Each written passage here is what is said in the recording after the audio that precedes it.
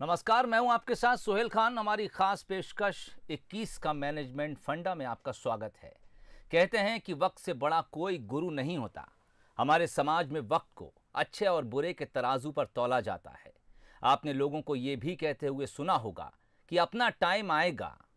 घड़ी की टिक टिक के साथ वक्त गुजरता जाता है और हम उसे अपने हालात के लिहाज से अच्छा और बुरा कहते जाते हैं। 2020 भी कुछ ऐसे ही अनुभवों के साथ गुजरा। बीते साल ने लोगों को अच्छे और बुरे वक्त की अहमियत समझा दी, साथ ही लाइफ में मैनेजमेंट की ज़रूरत को भी समझाने में लोगों की मदद की। इसलिए ये कहना भी गलत नहीं होगा कि 20 का सबक 21 में काम आएगा।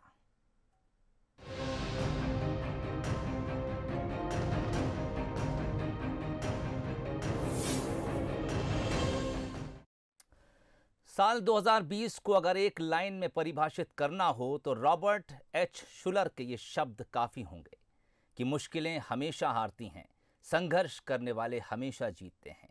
नए साल में पूरी मानव जाति विजेता के तौर पर उभरी है। चाहे अनचाहे हर किसी ने कीमती सबक सीखे हैं जो 2021 में सभी की जिंदगी में काम आने वाले हैं। साल 2020 हमें जाते जाते तमाम सबक दे गया और ये सीख भी दे गया कि लाइफ में मैनेजमेंट की क्या अहमियत है। यानी 20 का सबक अब 21 में काम आएगा, क्योंकि बीते साल से मिले सबक ने न सिर्फ लोगों की सोच बदली बल्कि लोगों ने हमेशा के लिए उसे आत्मसात भी किया। कोरोना काल के दौरान लोगों में बचत की नई आदत लगी। इसके साथ लोगों ने दूसरों की मदद करना भी सीखा। बड़ी संख्या में लोग अपनी सेहत के प्रति पहले से ज्यादा सतर्क हुए। कोरोना ने हमें सिखाया कि आखिर शारीरिक दूरी के बीच अपनों के करीब कैसे रहें। बीते साल ने हमें मांग के मुताबिक व्यापार, स्वरोजगार पर जोर देने के साथ नई तकनीक का बेहतर इस्तेमाल करना भी सिखाया। 2020 तो हमें बहुत कुछ दिखा और सिखा गया। 2020 के कुछ ऐसे ही सबक जो 2021 में काम आ सकते हैं, उनमें स्वास्थ्य सबसे अहम है। 2020 ने हमें सिखाया कि स्वास्थ्य से बड़ी पूंजी कोई नहीं है। जो स्वस्थ है वही सुखी है। कसरत और योगा को बोझ समझने वाले लोगों ने इसका महत्व समझा। इम्यूनिटी को बढ़ाने के लिए आयुर्वेदिक पद्धति को घर घर में अपनाया गया। 2020 ने सभी को स्वास्थ्य बीमा की अहमियत समझा दी है। महंगा इलाज और अस्पताल के भारी भरकम खर्चे से बचने का कारगर तरीका स्वास्थ्य बीमा ही है। तो इमरजेंसी फंड की जरूरत भी लोग अब समझने लगे हैं। व्यक्ति के पास एक इमरजेंसी फंड होना चाहिए ताकि वो बुरे वक्त में आपका साथ दे सके। बीते साल एक और सबक जो आपको बताता है कि नौकरी कभी भी जा सकती है, इसलिए घर में एक से ज्यादा आय होना जरूरी है। वहीं 2020 ने ये भी सिखाया कि क्यों ज्यादा से ज्यादा बचत करनी जरूरी है, क्योंकि वक्त हमेशा एक जैसा नहीं रहने वाला। इसलिए जितना आप सोच रहे हैं उससे ज्यादा बचाने की कोशिश करें। बीते साल से मिले सबक हमें 2021 में काम आ सकते हैं। 2020 का सबसे बड़ा सबक यही था कि ये साल सबको लाइफ मैनेजमेंट का फंडा सिखा गया। ये भी लोगों को समझ में आया कि आखिर क्यों लाइफ को सटीक मैनेजमेंट की जरूरत होती है। Bureau report, Bansal news. 2020 को कुछ नाउम्मीदों का साल कहा जा सकता है। ये सच है कि साल 2020 ने लोगों से बहुत कुछ छीन लिया। किसी से सेहत छीन ली, किसी से रोजगार, तो किसी का कारोबार, और यहाँ तक कि किसी से तो जिंदगी ही छीन ली। लेकिन ज़रा सोचिए, क्या ये सब 2020 में पहली बार हुआ है? अतीत के आईने में झांक कर देखेंगे तो जवाब मिलेगा कि ये सब पहले भी होता रहा है। हो सकता है इतने बड़े पैमाने पर ना हुआ हो, लेकिन हुआ ज़रूर है, और इस पर हम ही लोगों ने फतेह भी पाई है। और जिस हथियार का इस्तेमाल किया उसे उम्मीद कहते हैं, शायद दुनिया का सबसे ताकतवर हथियार। और जब यह हथियार मौजूद है तो फिर घबराना क्या। वैसे भी कहते हैं कि उम्मीद पर दुनिया कायम है। इसे और बेहतर तरीके से समझेंगे आज अपने मेहमानों के साथ। तो मुलाकात कीजिए मोटिवेशनल स्पीकर पंकज चतुर्वेदी साहब से। नमस्कार पंकज साहब, स्वागत है आपका। बहुत धन्यवाद सोहेल जी। और आज हमारे विशेष अनुरोध पर न्यूज़ हेड शरद द्विवेदी जी भी हमारे साथ जुड़ रहे हैं। शरद जी, आपका भी बहुत बहुत स्वागत है। शुक्रिया सोहेल, शुक्रिया। पंकज साहब, आपके पास आना चाहूँगा, लेकिन उससे पहले गालिब के कलाम के चंद अशार कोई उम्मीद बर नहीं आती, कोई सूरत नजर नहीं आती। मौत का एक दिन मुअय्यन है, नींद क्यों रात भर नहीं आती। आगे आती थी हाले दिल पे हंसी, अब किसी बात पर नहीं आती। तो क्या ये हंसी वापस लौटेगी और इसके लिए उम्मीद कितनी ज़रूरी है। देखिए, आपने रॉबर्ट शुलर की जिक्र किया। उनकी जो एक्चुअल टाइटल वो अंग्रेजी में है, जी। Tough time never lasts, tough people do. यानी जो खराब दौर है वो नहीं टिकता है, पर जी। मजबूत आदमी टिकते हैं। बिल्कुल। तो सवाल हमारी और आपके और इंसानी बिरादरी की मजबूती का है। और मैं 2020 को बुरा साल कतई नहीं मानता। उसका रीज़न ये है सोहेल जी कि उस 2020 ने हमको इतने सारे सबक एक साथ दिए जिनकी इंसानी बिरादरी को, ह्यूमन फेटर्निटी को आवश्यकता थी। जिस प्रकार की लापरवाही स्वास्थ्य को लेकर, कामकाज को लेकर, कैरियर को लेकर, समाज को लेकर, विकास को लेकर, अर्थव्यवस्था को लेकर हम लोग पिछले 2-3 दशकों से बरतते चले आ रहे थे, उसका नतीजा था। और ये नेचुरल अलार्म होते हैं जो आपने देखा समय समय पर आते हैं। क्योंकि जिस प्रकृति ने, जिस भगवान ने, ईश्वर, अल्लाह, गॉड, प्रभु, आप जो माने, जिसने हमको बनाया, जो हमारा निर्माता और नियंता और नियंत्रक है, वो हमेशा ये कोशिश करता है कि हम लोग स्वस्थ रहें, मस्त रहें, प्रसन्न रहें। पर उसका एक प्रोसेस है, प्रक्रिया है।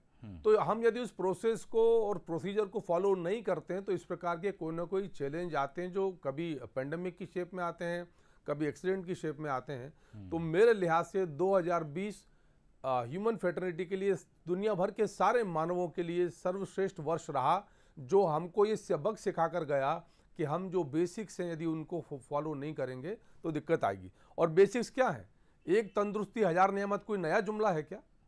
स्वास्थ्य सबसे बड़ी पूंजी कोई नया जुमला है क्या? पर हम मानते नहीं हैं उसको। हमने अपनी लाइफ स्टाइल को इतना खराब कर लिया है और हम लिविंग स्टैंडर्ड के ऊपर फोकस्ड हैं। स्टैंडर्ड ऑफ लाइफ की चिंता छोड़ दी हमने। खाना पीना, अच्छा पहनना ओढ़ना, भौतिक साधन संसाधन, इनकी आपाधापी में हमने जो मूलभूत स्वास्थ्य संबंधी जो विषय होते हैं उन पर ध्यान देना बंद कर दिया। आपका पैकेज बिल्कुल ठीक बोल रहा था कि योगा और कसरत को लोग बोझ मानते थे। आप देखिए कि जब सोने का समय है, आप कितने भी डेवलप हो जाएं, आपसे मतलब मेरा मानव समाज से है कि हम कितने भी डेवलप हो जाएं, पर ये पूरे का हमारा जो बॉडी सिस्टम है वो चलता है सोलर सिस्टम के हिसाब से, जिसका पालन पशु पक्षी और परिंदे करते हैं, इसलिए उनको चुनौती नहीं आती। बिल्कुल।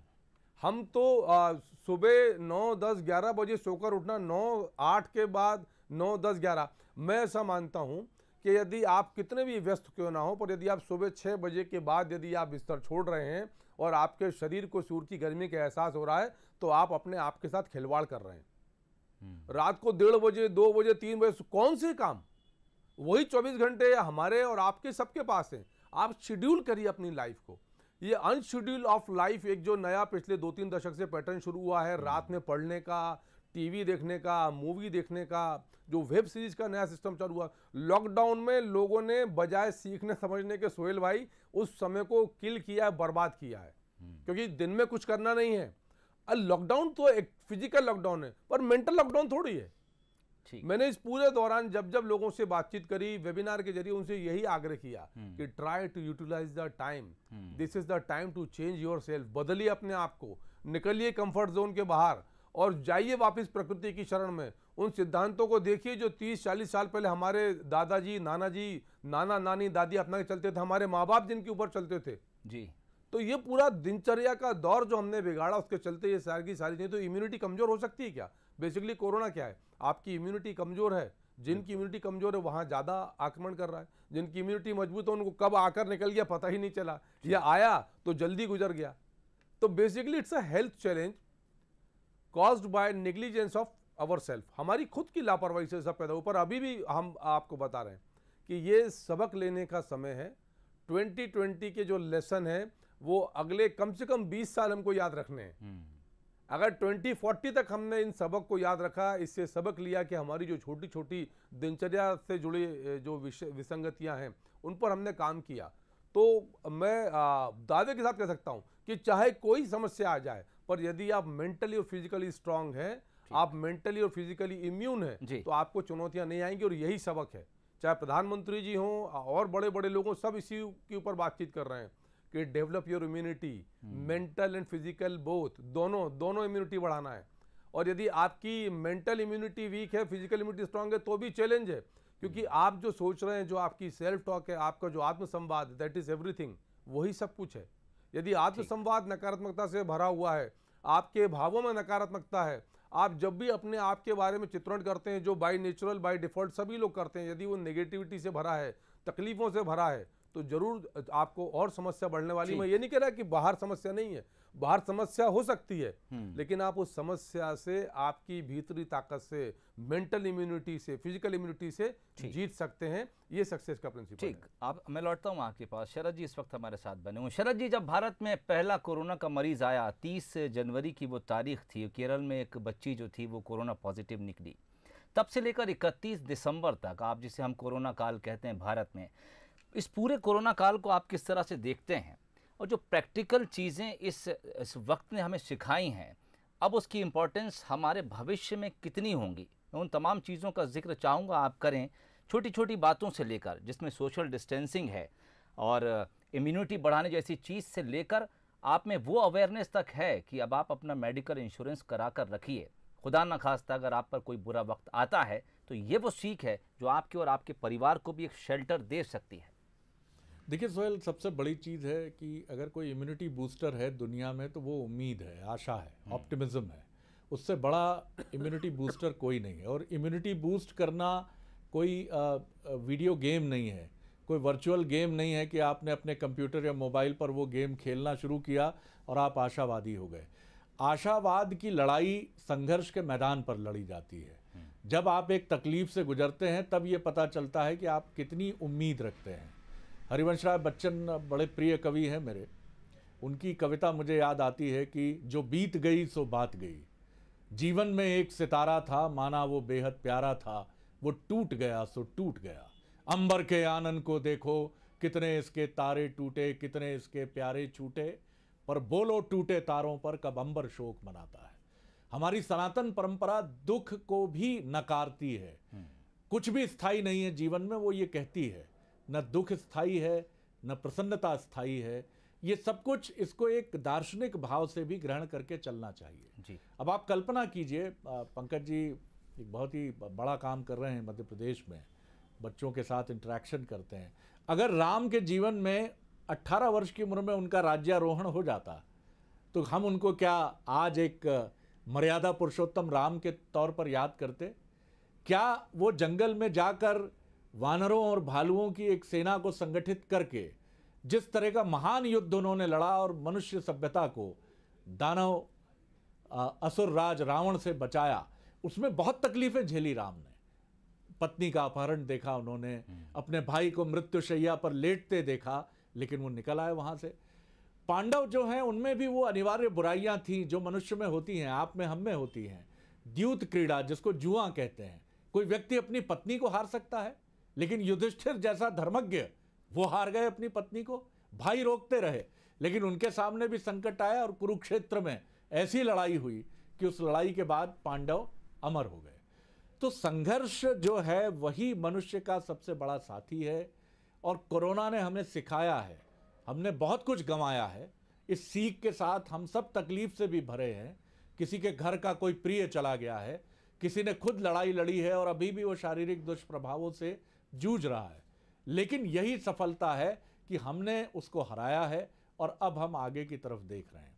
कोरोना के मैसेज बहुत साफ हैं, जैसा हमने पैकेज में भी दिखाया और आपने भी कहा कि अपने हेल्थ पर ध्यान दीजिए। आप सिर्फ सोचने से हेल्दी नहीं हो सकते हैं, आप योग, मेडिटेशन, ध्यान कीजिए, आप बहुत सफल हो सकते हैं। लेकिन कोरोना ये नहीं देखता कि सफल आदमी पे हमला करना है या कमज़ोर पे करना है, वो सबको एक निगाह से देखता है। तो आपकी सफलता बीमारी या किसी पेंडेमिक में कोई किसी काम की नहीं है। तो अपने को बहुत अप टू डेट रखिए, अपने बच्चों के साथ एक क्वालिटी टाइम बिताए। मुझे कई मित्रों ने कहा कि हमने अपने परिवार की वैल्यू समझी कोरोना के समय।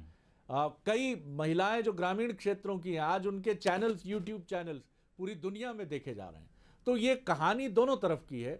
कुछ लोग शायद निराश हुए, निराशा में चले गए, लेकिन ये अधिकांश ऐसे लोगों की कहानी है जिन्होंने आपदा को अवसर में भी बदला है। सोहेल, ठीक, और कुछ लोग निराश हुए। पंकज साहब, मैं आपके पास आना चाहूँगा और उन्हीं लोगों को फोकस में रख के हम बात करते हैं।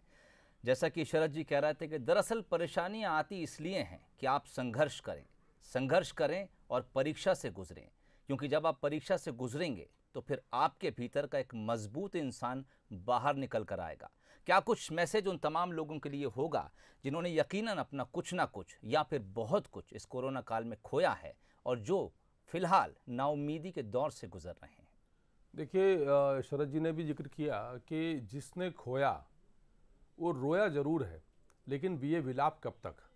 मैं मानता हूं कि जिनका जो नुकसान हुआ है जान माल का, उसकी भरपाई संभव नहीं है, और यदि कोई व्यक्ति बीच से परिवार से जाता उसकी भी भरपाई संभव नहीं है। लेकिन ये विधि का विधान है, ये प्राकृतिक नियम है, जो आया है सो जाएगा। अब हमको सिर्फ एक ही माइंडसेट पर सोहेल भाई काम करना है कि what is next, what is new normal. कितना अच्छा शब्द आया कि न्यू नॉर्मल। क्या अब नया नॉर्मल क्या है? नया नॉर्मल ये कि नई दुनिया है जहां हमने संचार माध्यमों का सदुपयोग करना सीखा। अभी तक हो रहा था कि ये सब माध्यम हमारा उपयोग करते थे, अब हम इनका उपयोग कर रहे हैं। आप सोचिए कि यदि इस पेंडेमिक के पीरियड में यदि ये मीन्स ऑफ कम्युनिकेशन नहीं होते तो शायद it was very tough to pass this time. बहुत कठिन था समय को गुजारना। पर जैसा शरद जी ने कहा, ग्रामीण महिलाओं की बात छोड़िए, मेरे जैसे व्यक्ति ने जो एक दशक से क्षेत्र में काम कर रहा है, 6 महीने पहले अपना यूट्यूब का चैनल शुरू किया, क्योंकि उसके पहले आवश्यकता नहीं लगती थी। हम देश प्रदेश में घूम घूम कर लोगों से संवाद करते थे, मोटिवेशन की बातचीत करते थे। पर अब जो zoom meeting, Google meet, Microsoft team, इसके एक्सपर्ट हो गए। यूट्यूब चैनल लगता था कि दुनिया का बहुत कठिन काम है, पर सबसे आसान काम है। पर यह आसान कैसे हुआ? प्रोसेस को फॉलो किया, इंग्रेडिएंट्स और कंपोनेंट को यूज किया। यानी कि जो किसी भी सफलता की प्रक्रिया है या संघर्ष से बाहर आने की प्रक्रिया है, आपको इस प्रक्रिया का पालन करना पड़ेगा, और वो बहुत शाश्वत सिद्धांत है। हम लोग यानी आमतौर पर जो सामान्य व्यक्ति होता है वो ये कोशिश करता है कि बहुत सहजता से, सरलता से काम हो जाए। हम अपना जो कंफर्ट जोन है, जो दायरा, उससे बाहर नहीं निकलना चाहते। और वो मानवीय स्वभाव है कि जहां हमारी दाल रोटी सुकून से चल रही है, घर परिवार व्यवस्थित है, नौकरी पानी सब सेट है, तो हम फिर उसमें जिसको रेट रेस कहते हैं या एक चूहा दौड़ होती है, उसमें शामिल हो जाते हैं। 10 से 5 की नौकरी या जो भी आपका टाइमिंग है, 1-2 घंटे घर पर आना, टीवी, गॉसिप, गपशपिंग, सो जाना, खाना पीना, उठकर चले जाना। महीने में एक आध बार परिवार के साथ यदि आउटिंग पर चले गए तो लगा कि हमने बहुत बड़ा काम कर लिया, परिवार को समय दे दिया। तो बहुत सारी चीज़ों की हम औपचारिकताओं का निर्वहन कर रहे हैं, वास्तविकताएं नहीं है, और इसीलिए ये जीवन से जुड़ी विसंगतियां सामने आती हैं। तो आपको समझना पड़ेगा, जीवन मूल्यों को समझना पड़ेगा, जीवन दर्शन को समझना पड़ेगा। और जीवन दर्शन का जितना सटीक और सुंदर सिद्धांत हमारी सनातन परंपरा में कहीं और नहीं है। इसीलिए ये वो धरा है कि जहाँ से सिख जैसे धर्म का उदय हुआ, बौद्ध धर्म का उदय हुआ, जैन धर्म का उदय हुआ। आप सोचिए कि कितनी पवित्र भूमि है। दुनिया में यरूशलेम के बाद यही दूसरा भूमि है कि जहाँ 2-2, 3-3 धर्मों का एक साथ उदय होता है, जो जिसको जानने और मानने वाले लोग हैं। तो सवाल सिर्फ उस बात का है कि यहाँ तो सब कुछ है। मैं एक एग्जाम्पल अक्सर शेयर करता हूँ, अभी आपके बंसल के दर्शकों के लिए शेयर करूंगा कि यदि बारिश हो रही है और बारिश में यदि जो आपका पात्र है जिसमें आप पानी कलेक्ट कर रहे हैं, यदि वो एक छोटी सी चम्मच है तो आप चम्मच भर पानी ले पाएंगे। यदि आपके पास इस साइज का कप है तो आप इस कप के बराबर पानी ले पाएंगे। यदि ये गिलास है तो इस गिलास के बराबर पानी आएगा। यदि बड़ी बाल्टी तो बड़ी बाल्टी में पानी आएगा, बड़ा टब है तो बड़ा टब में पानी आएगा, तालाब है तो तालाब में पानी आएगा। अब दोष किसका? पानी का, प्रकृति का? हमने सोहेल जी यही किया है जीवन में कि हमने जो चीजें प्रकृति प्रदत्त हैं उनका मूल्य नहीं समझा है और अपनी पात्रता छोटी करी है और अपने पात्र छोटे करे हैं। पात्र यानी वेसल से मेरा आशय यहाँ पर, हमने अपने बर्तन छोटे किए हैं और दोष प्रकृति को दिया है। अरे वो तो देने को तैयार है, जैसे ऑक्सीजन कोई पैसा नहीं ले रहा आपसे, पानी लगभग फ्री है, हमने अपनी गलतियों से उसको पैसे में खरीदना शुरू किया है जी। तो ऐसे ही जीवन में सफलता ढेर सारी है, लेकिन सवाल सिर्फ ये है कि क्या आप अपने कंफर्ट जोन से बाहर निकलकर कुछ थोड़ा सा एक्स्ट्रा करने को तैयार हैं? If you want to become extraordinary you have to do little bit extra, little bit, थोड़ा थोड़ा, पर वो थोड़ा करने को हम तैयार नहीं है। ठीक। और हम उम्मीद करते हैं बहुत की, तो आप यदि थोड़ा थोड़ा भी नहीं करेंगे और बहुत की उम्मीद करेंगे, तो इसीलिए मैंने कहा कि प्रोसीजर, प्रोसेस, इंग्रेडिएंट, कंपोनेंट, और ये सबको सब पता होता है हर चीज का। हम यहाँ इतना बड़ा चैनल चला रहा है बंसल ग्रुप, उनको पता है कि उसका प्रोसेस क्या है, उसके कंपोनेंट क्या है। पर बंसल ग्रुप यदि एजुकेशन की फील्ड में तो वहां का प्रोसेस, वहां के इंग्रेडिएंट्स, कंपोनेंट अलग हैं। बंसल ग्रुप यदि कंस्ट्रक्शन की फील्ड में है तो वहां का प्रोसेस, प्रोसीजर, इंग्रेडिएंट अलग है। यहाँ की टीम वहां काम नहीं कर सकती। ये कैमरे क्या इंस्टीट्यूट में काम आ पाएंगे या कंस्ट्रक्शन में काम आ पाएंगे? नहीं आ पाएंगे। तो वही बेसिक डिफरेंस जो है सक्सेस और फेलियर को डिसाइड करता है कि हम प्रोसेस, कंपोनेंट, इंग्रेडिएंट और टाइमिंग बहुत इंपॉर्टेंट है। मैं राहुल द्रविड़ का एक छोटा किस्सा शेयर करूंगा। राहुल द्रविड़ बहुत अच्छे टेस्ट प्लेयर थे। लगातार 2 साल तक उन्होंने बहुत अच्छा टेस्ट क्रिकेट में परफॉर्म किया। और जब इंडिया की वनडे टीम अनाउंस हुई तो राहुल द्रविड़ का नाम उसमें शामिल नहीं था। राहुल द्रविड़ को बहुत बुरा लगा, और जैसा सामान्य मानवीय स्वभाव होता है कि उन्होंने सोचा कि मैं इतना अच्छा टेस्ट क्रिकेट में परफॉर्म कर रहा हूं मैं, और मेरे साथ पार्शलिटी हुई है और मुझे चांस नहीं दिया वनडे टीम में, मैं इतना अच्छा प्लेयर। क्योंकि अमूमन होता यही है कि जब कभी भी कुछ होता है तो हम यानी इंसान अपनी गलती को सहजता से स्वीकार नहीं करता। पर राहुल द्रविड़ के जो मेंटर थे बहुत स्मार्ट थे, और राहुल द्रविड़ भी समझदार थे। उन्होंने जाकर अपने मेंटर से पूछा, दुखड़ा रोया कि मेरे साथ बहुत इनजस्टिस हो रहा है, शायद साउथ की लॉबी सिलेक्टर्स में स्ट्रांग नहीं है इसलिए मुझे बाहर कर दिया। उन्होंने कहा नहीं राहुल, तुम गलत हो और सिलेक्टर्स बिल्कुल ठीक हैं। तुम एक बार चेक करो, कहीं ना कहीं तुम्हारे गेम में मैं पोटेंशियल से इनकार नहीं कर रहा, टैलेंट से इनकार नहीं कर रहा, पर जो level of performance one day cricket के लिए चाहिए, जो टेक्निक चाहिए, शायद उसकी कमी हो। राहुल द्रविड़ पहले तो नहीं माने, पर 1-2 दिन के बाद उनको समझ में आया, और उन्होंने सक्सेसफुल वनडे प्लेयर्स के वीडियो और अपने टेस्ट के वीडियो देखो, फिर वहां जाके राहुल द्रविड़ को लगा कि नहीं, मैं सच में एज ए वनडे प्लेयर बहुत सारी मिस्टेक कर रहा था, और यदि मैं टीम में आता भी तो उस पैटर्न में परफॉर्म नहीं कर पाता। और फिर राहुल द्रविड़ ने उन सारी कमियों को दूर किया और लगातार 10 साल तक 300 से अधिक वनडे खेले, वनडे के कप्तान रहे, टेस्ट के कप्तान रहे। मैसेज ये है कि आपको अपनी गलतियों को, कमियों को समझना पड़ेगा और ये मादा तैयार करना पड़ेगा कि हाँ मैं गलत हूं, मुझे सुधार की आवश्यकता है, और यदि हमने सुधार की आवश्यकता समझी, सुधार किया, तो सक्सेस आपकी है। ठीक, शरद जी आपके पास आऊंगा। 2 मिनट मेरे पास इस वक्त प्रोग्राम के लिए बचे हैं। एक तो ये कि महत्वपूर्ण बात कि कंफर्ट जोन से बाहर निकलिए, अपना विस्तार कीजिए, अपनी क्षमताओं का विस्तार कीजिए। मैं इंसान की उस फितरत को समझना चाहूँगा कि दरअसल वो क्यों कंफर्ट लेवल से बाहर नहीं निकलना चाहता।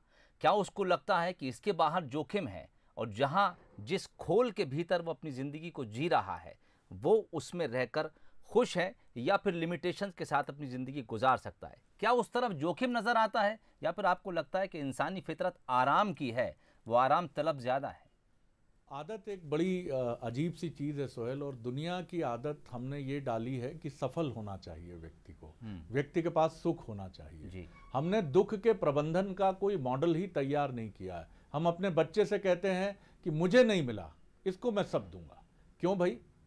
आपने अगर दुख उठाया है जीवन में यहाँ तक पहुँचने के लिए, तो बच्चे के लिए कार की ज़रूरत क्यों है? उसके लिए 50,000 के मोबाइल की ज़रूरत क्यों है? क्या आपने पेरेंट्स को देखा है वो बच्चे से कहते हैं, मैंने बिजनेस फैमिलीज में देखा है ये चीज़, कि जहाँ बच्चे से कहा जाता है कि एक एक पैसे की कीमत है बेटा, तुम्हारे पिता, तुम्हारे दादा ने बड़ी मुश्किल से कमाया। लेकिन ये चीज़ें अब बड़ी कठिन हो गई हैं। हम ये सिखाते हैं कि आप आगे बढ़िए, तरक्की करिए। गौतम बुद्ध जब एक बूढ़े को देखते हैं तो उनके भीतर डोल जाती हैं सारी चीज़ें। राजा का लड़का कहता मैं भी बूढ़ा होऊंगा, अरे बाप रे, मेरे को नहीं बूढ़ा होना। तो इसका रास्ता क्या है? रास्ता अध्यात्म है। इसी तरह आप देखते हैं कि तुलसीदास अपनी पत्नी के पास जब प्रेम में भरकर पहुंचते हैं तो वो कहती हैं कि इतने पागल हो मेरे प्रेम में, इतना प्रेम राम से करते तो तर जाते। तो वो रामायण लिखते हैं। यानी दुख है जो आपको तराशता है, सुख आपको, शायद मैं ये नहीं कहूंगा कि सुख आपको पटरी छोड़ने पर मजबूर कर देता है। बहुत ऐसे लोग हैं जो सुख के प्रबंधन में भी माहिर हैं। इसीलिए दुनिया के अरबपति वॉरेन बफेट जो हैं, वॉरेन बफेट अभी भी 1960 के आसपास से एक 2 कमरे के फ्लैट में रहते हैं अमेरिका में, और उनका पसंदीदा जो खाना पीना है वो बिल्कुल सामान्य है, जैसा एक सामान्य परिवार करता है। आप अजीम प्रेमजी को देखें या रतन टाटा को देखें, तो अगर आप अपनी जिंदगी को सफल होने के बाद भी जमीन पर रखते हैं, आज हम ये जो बात कर रहे हैं, बहुत सारे लोगों के लिए ये एक प्रवचन से अधिक कुछ नहीं है कि पंकज चतुर्वेदी जी बैठ गए, शरद जी बैठ गए, बड़ी बड़ी ज्ञान की बातें हो गई। अरे ये सब कुछ नहीं होता भैया, सब सफलता है। लेकिन सफलता आपको ये नहीं बताती कि जब हिटलर जैसा कोई तानाशाह आता है और आप 15 दिन अपने घर के गंदे तहखाने में छिपे होते हैं, तो वो 15 दिन आप कैसे निकालें।